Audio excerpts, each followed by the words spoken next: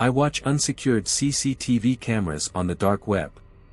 I apologize for any odd phrasing or typos. For the past couple of days, I've been having trouble eating and I'm feeling pretty lightheaded. Sleep also hasn't come easy. Honestly, being behind a computer is probably the last place where I should be, but I need to get this off my chest before I can carry on with my life. We live in a time of constant distraction. Some spend their days with podcasts buzzing in their earbuds, some calm their minds with a constant stream of YouTube shorts, and others make ambience for their apartment with quiet Netflix sitcoms. For the past couple of months, my choice of attention duller has been unsecured CCTV cameras. I'd eat my lunches to feeds from vape shops in Bangladesh or quiet intersections in Stockholm. Working home office has instilled a sense of gentle claustrophobia in me. The live feeds assured me that life existed beyond the 3 rooms of my apartment. For a long time, I found those assurances soothing. But then I found the warehouse cam. It was in an unsorted directory and there were no identifying marks in the footage. I was looking at a feed from the side of some warehouse that bordered the edges of an industrial district. The camera was low, but the streets were empty. I had seen feeds like that before, yet what caught my eye was the gentle snowfall. Beyond the warehouse there was a forest of pine trees. When I had started my lunch, they were their usual dark green. Yet, as I ate, and as the first snow of the season fell, the trees slowly turned heavy with white. The tranquil scene had kept me distracted from my thoughts as I ate, and I was getting ready to search for something new, but then I saw people. A procession, to be precise. At least 3 dozen people dressed in lab coats walked down the road towards the forest in a single file line. They weren't dressed for the cold and none of them seemed to be pleased with their journey, yet they walked without pause or stumble. I watched the camera long after the scientists had marched by, hoping for at least a hint of explanation, yet none came. The snow stopped falling and the empty streets and forest became a near static image. I went back to work, but I did bookmark the camera address and took note of the time. The next day, as I took my lunch break, I caught the procession once more. They arrived at the same exact time as they did the day prior. More snow had fallen, and it covered much of the sidewalk, yet the scientists moved no slower. With faces completely blank of expression and clothes not suited for the winter, the scientists marched through the snow and disappeared into the forest. On the 3rd day, when the snow turned to slush, they marched once more. The people in lab coats made the same trip at the same time every day of the week. Even during the weekend, when I didn't have to be behind my computer, I would attend our scheduled lunch appointment. Every day they walked by and every day I was there to watch them. I found the mystery of the scientists exhilarating, and its regularity allowed it to be a constant in my days. Even when I wasn't on my lunch break, I would keep the camera feed running on the background of my browser in hopes of catching a passing car's license plate or anything else that would help me locate the feed.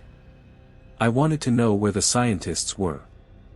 I wanted to know who they were so that I could understand their daily march. Yet no such opportunity presented itself. The nature of the camera feed remained a frustrating mystery. It irritated me. I wanted to know more about the scientists. I was naive back then. I did not realize the comfort that existed in my unknowing. 3 days ago, on my lunch break, I was once again counting down the minutes to the usual appearance of the scientists. I had gotten into the habit of only eating when they finally appeared on screen, and I was quite hungry that day. The moment I saw them, however, I lost my sense of appetite. They still marched through the snow of the sidewalk and mud of the forest trail. They still wore their lab coats and they still moved in their orderly single file without pause, yet the scientists had changed. They were burnt. They were all horribly burnt. With some, the flesh had slipped off parts of their face and revealed the bone beneath. Others still had eyes and skin, yet the extent of the damage was undoubtedly fatal. None of them should have been capable of walking. None of them should have been alive. I watched my screen with utter shock and disgust. The innocent questions I had about the daily procession of scientists turned into sheer terror. My heart was seized with fear and my stomach had been thoroughly robbed of all appetite, yet my mind still hungered for knowledge. Knowing that no one would believe me on my word alone, I decided to record the procession the next day. I had hoped that, perhaps, with video evidence of the scientists someone would be able to see something I had missed. The next day, I attempted to record the procession and it was a grave mistake. Over the months I had gotten used to the unfriendly weather that would occasionally accompany the scientists, but when I tuned into the feed the following day there was a snowstorm the strength of which I had never witnessed before. The sidewalks were engulfed in snow and the road itself seemed impossible to pass through by car. The weather was horrid, yet the line of burnt scientists still marched. They forced their way through the snow without rest or pause as they always did. That day, however, as the final scientist of the march passed the camera, they stopped. Their skin was too charred for me to get even an inkling of their identity, yet they clearly stopped and looked at the camera. Slowly, but clearly noticeable on my screen, the scientists shook their head. It was as if they knew I was watching them. Though I was in my warm apartment, looking at the snow-filled scene made me shiver. It wasn't until after the scientist had left, however, that I felt true fear. I do most of my work on the computer. I have not skimmed on making sure I have a strong rig. A simple screen recording is nothing my machine couldn't handle, yet when I tried watching back the footage from the procession the video was a complete slideshow. I had tried collecting evidence of the burnt scientists, but all I have is pixelated shots of a snowstorm. When I woke up the next morning, I was committed to making another attempt at capturing the procession. That, however, would not be possible. My internet access had been completely shut off. When I called my ISP to figure out what had happened, I was placed into a 2-hour waiting queue. When I finally managed to talk to a representative, they were cagey. Apparently, my internet had been shut off due to criminal use. Apparently, the police would contact me about the details. I write this post on my phone while sitting at a bistro.